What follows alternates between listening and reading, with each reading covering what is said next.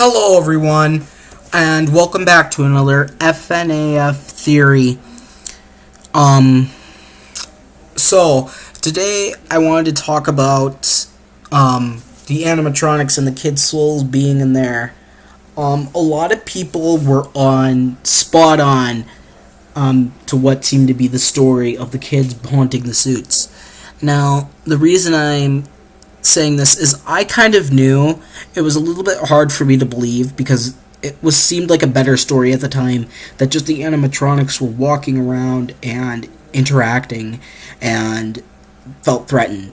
Now, I think the reason that Phone Guy was comfortable, he knew what had happened.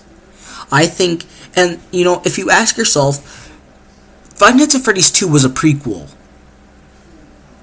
And Phone Guy came back to the new location, and, nobody in the right mind would go, oh my god, these animatronics tried to kill me, why, I'm just gonna come back and work again. No matter what the pay. I mean, I think a lot of people would agree, you could be being paid $10,000 to work there, and I don't see anybody would probably, unless you really, really need the money, to be working at a pizzeria with haunted animatronics. Or even if you don't know that, just the way they would come after you. I mean, that'd be pretty scary.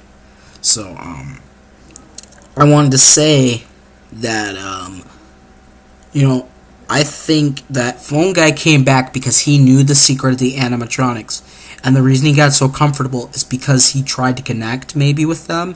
Maybe he felt like he could bond, and he felt sorry that they were stuck in there. And that they were rotting for years, and it was just a sad thing. Personally, I felt, when I learned that, I was kind of thinking, like, these kids have been stuck in that suit for about 30 years. They never really got to live a life, and if, probably they were like 10 or something, so they're like probably in their 40s, maybe like close to 50s, and that's just sad. They never really got a life. Nobody knows whatever happened to them, and the bodies were never found. But it's kind of a sad thing that this happened. But I think that Phone Guy knew this, but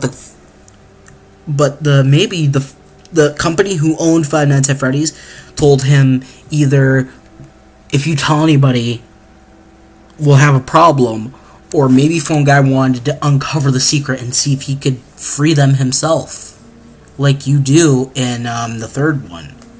And I think that was part of it, that he wanted to free them so badly because he knew what had happened and he was sad. And I think what the company did is they made him turn a blind eye and tell you that the animatronics were in a free roaming mode. I think that this was just a scheme to keep their mouths shut so nobody got scared away from their restaurant again. So, as sad as it is, that's kind of what happened, is what it seemed like. So, that was pretty sad to find out. But there was that, and then there was another thing I wanted to point out was the excuse me. What else I want to point out? Oh yes, and the kids haunting the suits. I knew this kind of from the beginning, and I think a lot of people did, is because if you look at them, they have their own unique personalities. If you really look at the way they come in for their sneak attacks and stuff, like Bonnie, for instance, they all take their separate patterns and routes. Freddy never wants to be seen. He's very hard to see during the game. You never really see him because he sneaks around so much. He's very hard to see and stuff because he sneaks around so much. And I think maybe his personality is being sneaky. He's the sneaky one who never wants to be seen. And he's just that person. He's just like, if I want to be sneaky, nobody can see me. Bonnie seems to be like the one who will walk up and just kind of be like, hey, you know what, I'm doing my job. I'm doing what I feel is right. And I'm just going to take him out. And Chica, she's aggressive and very persistent. She's relentless. She has a lot of aggression, and from being shoved in a suit and getting my life taken away, I would be aggressive too. And then Foxy, I really feel for Foxy. I really think he doesn't come out, and I really think he is a nice animatronic. I don't think he wants to hurt anyone. He doesn't come out as much. Maybe he's nervous. I don't know. But I think there's something... Foxy's that unique. He doesn't really want to hurt anybody. He's kind of shy. He doesn't really want to come out. And, the way they have their unique personality is because they did haunt the suits. I think that part of it is they all had their unique personalities, but they felt so locked away from what had happened to them. They were scarred that they wanted to attack anybody who was in there. I don't think they really wanted to hurt Phone Guy or Mike, but I think they really felt, hey, you know what?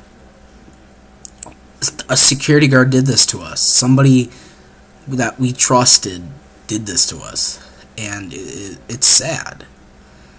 And and another thing is, if you notice, a lot of people kind of look at it as, hey, why wouldn't they attack the kids during the day? Well, my theory on this is that they didn't want to hurt the kids. They realized what had happened to them, and they remembered, and they never forgot, and they lived with that anger, and they went, hey, you know what, we don't really want to hurt anybody. This is not what we're for. We want to stay distant. We only want one person, that's the security guard. And then, if you guys remember, Purple Guy, he dismantled the animatronics, which I'll actually save that for another episode. But, this is my theory on the animatronics and how everybody pretty much kind of came to that conclusion. So, thank you for watching, guys, and I will see you in the next episode of FNA Theories. So long, everyone.